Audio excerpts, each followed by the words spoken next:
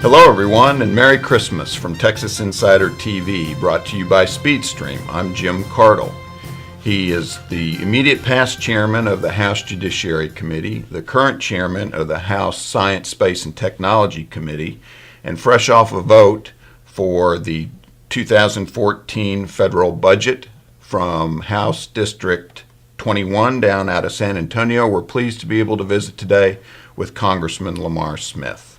Congressman, thanks for joining us. Jim, good to be with you and your viewers as well. And you're one of the few people to get that Order of Science, Space, and Technology Committee correct. So thank you for doing that. Rather be lucky than smart this time, I guess. And thank you for coming in to visit with us and jumping right in, because I know you're on the run. And as I mentioned just recently, the 2-year budget agreement passed overwhelmingly, over 300 to a little less than 100.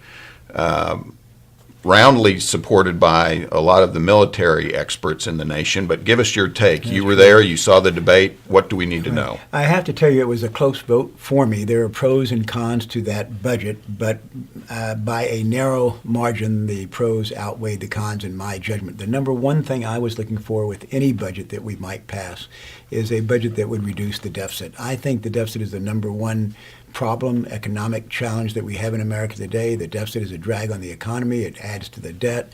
It costs us jobs. It costs us productivity. It costs us economic growth. And what this budget did, but it just barely did, was to reduce the deficit by $23 billion. $23 billion is not nothing, but it's not near as much as we need to reduce the deficit by. But that was in its favor. As you just mentioned, it also had $33 billion more for defense. We've cut defense beyond the bone, and so we needed to shore up defense and not just have across-the-board cuts. We got the money to do that from reforming the federal pension plan, so federal employees will now have to contribute a little bit more to their pension plans, and I think that that is fine and overdue. And at all levels of government, that is true. I mean, the pension is very generous, so it's more than right for individuals to contribute a little bit more. No new taxes, that was a plus for me as well. And now with getting that budget behind us, we can frankly focus a little bit more on repealing ObamaCare. And so for those reasons, I voted for it. I can come up with reasons to have voted against it, so I don't fault anyone for voting against it. As I say, close call. Majority of Texas Republicans voted for it. And now we can go on and start concentrating on ObamaCare. And Congressman, if I can, a little divergent issue to give listeners a background of your congressional district, which runs, in fact, where we're sitting here in Austin, down to Bexar County. Talk about your district and the dynamics of being a traveling congressman, if you would. Jim, my district consists of 10 counties. Bexar is my largest by population. Travis is second largest. I have 190,000 constituents here in the Austin area. 8 other counties beside those two. So San Antonio to Austin, into the Hill Country. It's a wonderful district, and looking forward to representing it in the future. You've been doing the elected official role since the 80s. I remember you as a county commissioner. Have you seen things change politically over the years, particularly recently? Well, I've seen the pendulum swing.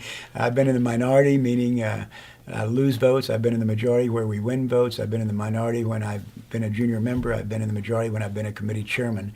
And believe me, it's a lot better being in the majority and being a committee chairman. Just to give you a sense of things, in Congress, we cast about 500 votes every session, every 2 years. Okay. If you're in the minority, you're losing about 499 out of 500 votes. When you're in the majority, you're winning those votes. So it can get a little discouraging when you're in the minority, and that's why the Republicans are trying so hard to keep the majority in the House. How about, and we'll get to Obamacare in a second, if I can ask you one Texas-specific question, though, for the budget. And Budget Chairman Paul Ryan has been under some criticism. Everybody, I think, had heard about Speaker Boehner's comments last week, but in particular, your committee oversees NASA, oversees the EPA. You've mentioned some of the defense areas. What about some of those other, particularly NASA?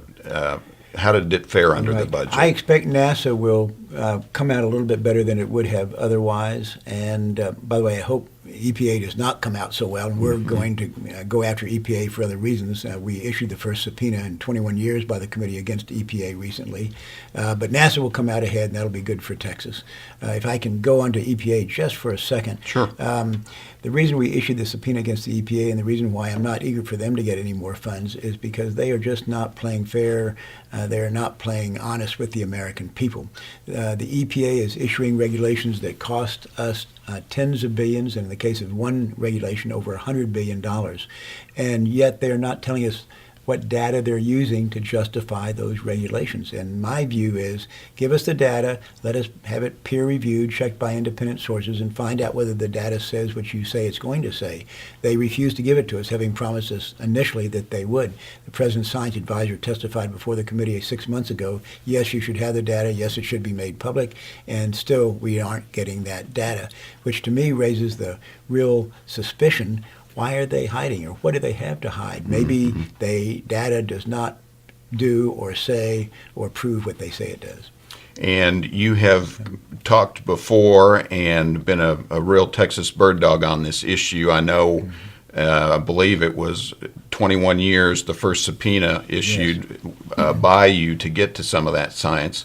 What is the status on that particular venue of the subpoena? The EPA is sort of dribbling out information to the committee. They are not giving us all the information that we wanted, nor that they committed to, nor that the subpoena talked about. So we are still waiting for the EPA to comply with the subpoena. My concern is they're going to drag their feet, of course. Then it goes to court. It might take 2 years for a court to decide. So we're trying to expedite the process, and that may not be our last subpoena, Jim.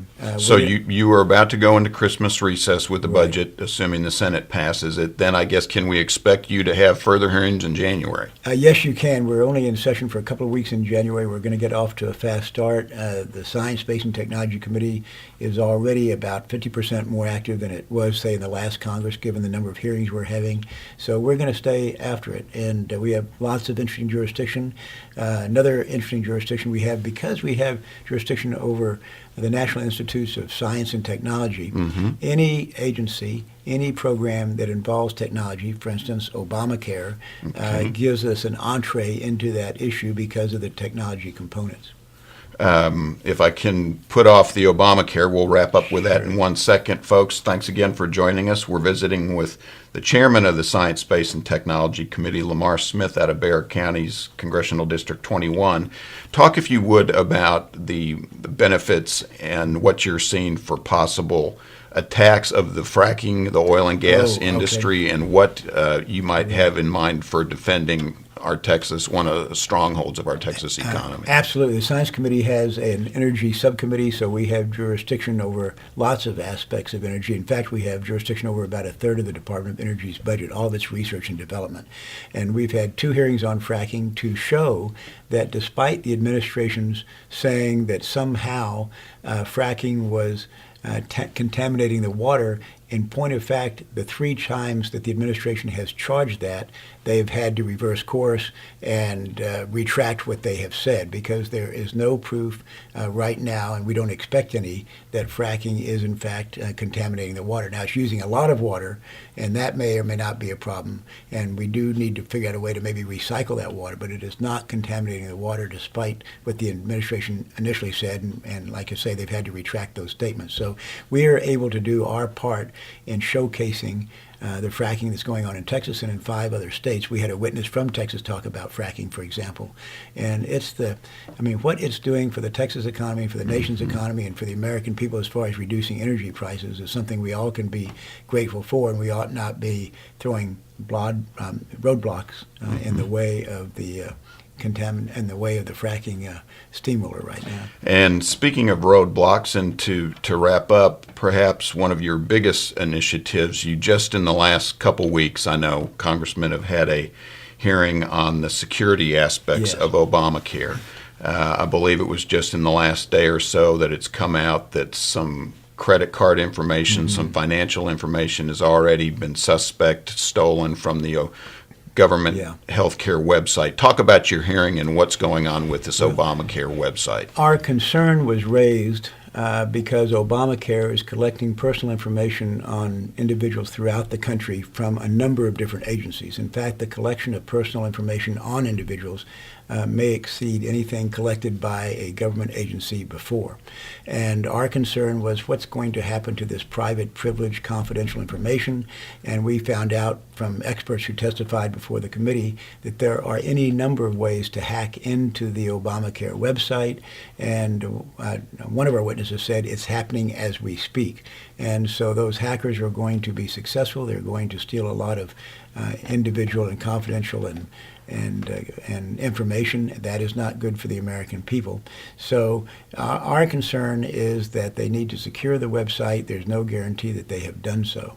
This is a totally separate issue from the cost and keeping your doctor and keeping your health care if you like it. I mean, the end result of Obamacare overall is that people are going to, many people, perhaps most, are going to pay more and get less than they do under the current health care system. You're talking about the two most effective debate points. You'll be able to keep your doctor and it will cost less. But in particular, if I can, because this was part of your hearing, there's been this focus on ramping up and making the website work. What are you finding out, or to what degree is that going to expose fears, speeding up the development?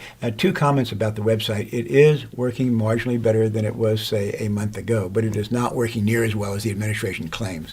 A lot of people are going to be frustrated. A lot of people are not going to be able to figure out what their deductible is, and so they're still having problems. But this is going to be, the rollout is a first of a series of problems that they're going to have with Obamacare. The first is trying to sign up, and they may or may not fix that completely. The next is people are not going to be able to keep their health care policy that they have now necessarily. The next is they're not going to be able to go see the doctor they've been seeing necessarily unless they pay more. That was never part of the deal. That was never part of the promise. Third promise was it was going to reduce health care cost. We now know, even according to the Congressional Budget Office, nonpartisan, objective third party, that the cost of health care is going to keep going up. So I think it's true, Jim, that in 45 states, the typical premium will go up. In Texas, if you're a 27-year-old and single, your premium is going to double. That's what I've read. So there are a lot more bombshells coming along the way when it comes to Obamacare. Well, sounds like we'll have plenty of opportunity to invite you back. We hope you'll do so. Happy to be here. Congressman, appreciate you coming by. Congressman Lamar Smith, Chairman of the House Science, Space, and Technology Committee, and out of CD 21 in Bexar County. Congressman, we really appreciate your work for Texas. Thanks. Folks, remember, you're either an insider or you're not. Be sure and tune back for future editions of Texas Insider TV. I'm Jim Cardle. Thanks for joining us.